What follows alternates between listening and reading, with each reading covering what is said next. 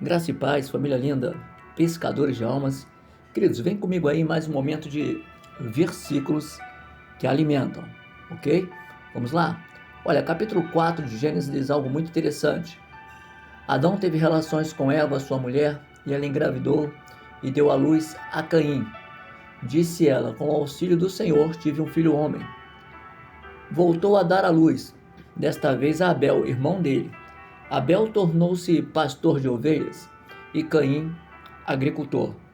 Passado algum tempo, Caim trouxe do fruto da terra uma oferta ao Senhor. Presta atenção. Abel, por sua vez, trouxe as partes gordas das primeiras crias do seu rebanho. E o Senhor aceitou com agrado Abel e sua oferta, mas não aceitou Caim e sua oferta. Não agradou ao Senhor. Por isso, Caim se enfureceu e o seu rosto se transtornou. E o Senhor disse a Caim: por que você está furioso? Por que se transformou o seu rosto? Se você fizer o bem, não será aceito? Mas se não o fizer, saiba que o pecado o ameaça à porta. Ele deseja conquistá-lo, mas você deve dominá-lo. Sabe, queridos, é muito rico e muito extenso. Eu vou tentar fazer um spoiler aqui. Porque, na verdade, quando a gente olha para esses simples versículos, a primeira lida, né? Ele é bem profundo. Porque, primeiro, a gente tem que entender que as pessoas só levam ao Senhor, só entregam a Deus o que tem, o que dá ou o que sobra. Uma coisa é você entregar o que tem, outra coisa é você entregar aquilo que dá, outra coisa é você entregar aquilo que sobra. E muitas das vezes é assim na igreja. Chegamos na igreja bem ataviados exteriormente, mas por dentro estamos sem nada para oferecer a Deus. Estamos sem nada para ofertar a Deus. Tem muitas pessoas que são participantes de ceias, mas não são pessoas com uma vida transformada na presença do Senhor. Não são uma nova criatura. Não é mais um novo homem que nasceu, né, no símbolo do batismo. Mas a velha criatura, assim que sai da igreja, torna-se a fazer as mesmas coisas. Sabe, Abel era o irmão mais novo, mas ele tinha alegria em ofertar ao Senhor. Aqui não diz que Caim não ofertou, mas ele ofertou aquilo como se fosse, vamos dizer assim, né, um que a mais, né? Uma continuidade, um continuismo. É uma data certa. Eu já aprendi, tem que ser feito assim. Querido, a gente não pode fazer a coisa condicionado.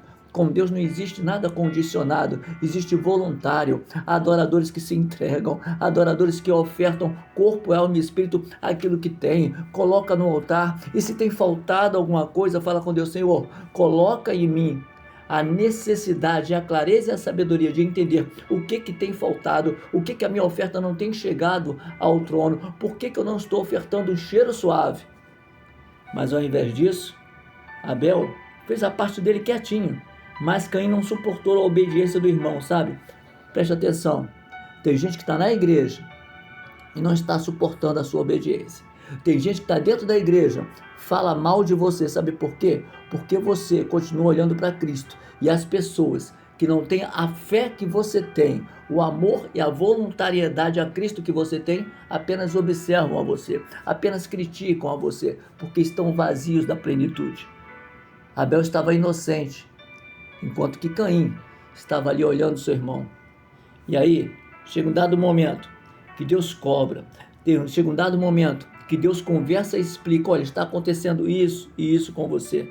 Ou seja, tem gente que tem carteira, títulos, mas ainda não tem entrega de corpo, alma e espírito à presença do Senhor. É um ótimo ofertante do dízimo, é uma pessoa assídua na igreja, mas a quantos quilômetros está de Deus? A quantos quilômetros está de Jesus? O que tem alimentado quando sai da igreja? Eu sempre disse isso, meus amigos, meus amados, e repito: o verdadeiro cristão, a maior fome dele, o que vai dizer para ele se ele é um cristão que tem uma vida ativa na presença, é fora dos dias de culto, né? Mas como assim, irmão? Exato. Porque quando você está fora da igreja, quando você tem todo um tempo livre, mas você sentir fome, eu vou separar um momento para falar com ele. Eu vou separar um momento para me ajoelhar e clamar ao meu Deus. Eu vou separar um momento para agradecer a Deus. Aí sim, aí Deus se agrada. Porque nos tabernáculos, nas igrejas cheias, É muito fácil todo mundo querer uma oferta, um momento para mostrar o seu talento. Mas e por dentro, como estamos? E Deus reconhece. Deus chega para Caim e fala: por que você está triste, furioso? Se você fizer o bem, não será aceito? Mas se não fizer, saiba que o pecado o ameaça à porta. Ele deseja conquistá-lo, mas você deve dominá-lo. A palavra hoje para você é: aprenda a dominar o pecado e oferte voluntariamente ao Senhor. Eu não sei o que tem faltado para você ofertar, mas que não sejam as ofertas de Caim, mas que seja a oferta de Abel. A melhor intenção, o melhor amor, e não uma simples obediência, mas uma obediência vinculada a uma adoração. Um adorador que adora ao Senhor em espírito e em verdade. Quando a gente vai ver, a inveja de Caim não matou Abel. A inveja de Caim matou ele mesmo, matou Caim. Você está pegando a visão? Cuidado, liberte-se, olhe para o seu irmão com carinho, tente ajudá-lo. Se tem faltado alguma coisa em você, fale com Deus: Senhor, por quê? Por que eu estou indiferente? Por que eu estou no meio, mas não faço parte? Por que eu estou na seara, mas não simplesmente eu não me vejo dentro da seara? Estou ali apenas acumulando, fazendo mais uma pontuação. Mas eu quero fazer presença. Eu quero fazer valer a minha presença na sua presença. Com a sua presença em mim. Fique com esta palavra. Ficam mais esses versículos que alimentam. Deus olhar para mim e para você. O que nós temos ofertado? Além do dízimo, além dos dias de culto, fora da igreja, fora dos púlpitos. Qual a sua oferta para Deus? Responda para você mesmo. E se tem faltado alguma coisa, veja o que Deus diz ali, se você fizer o bem, se você mudar, não será aceito. Mas se não fizer, o pecado continua rondando a porta. Mas nós, através do Espírito Santo, glórias a Deus, diz aqui, nós temos como dominá-lo. Como? Em jejum, oração e, mais uma vez, em uma plena obediência, aonde só encontra os adoradores que adoram ao Senhor, em espírito e em verdade. Que Deus abençoe a todos, que nós possamos aprender, tá? Enquanto as pessoas olham para você, faça a sua parte.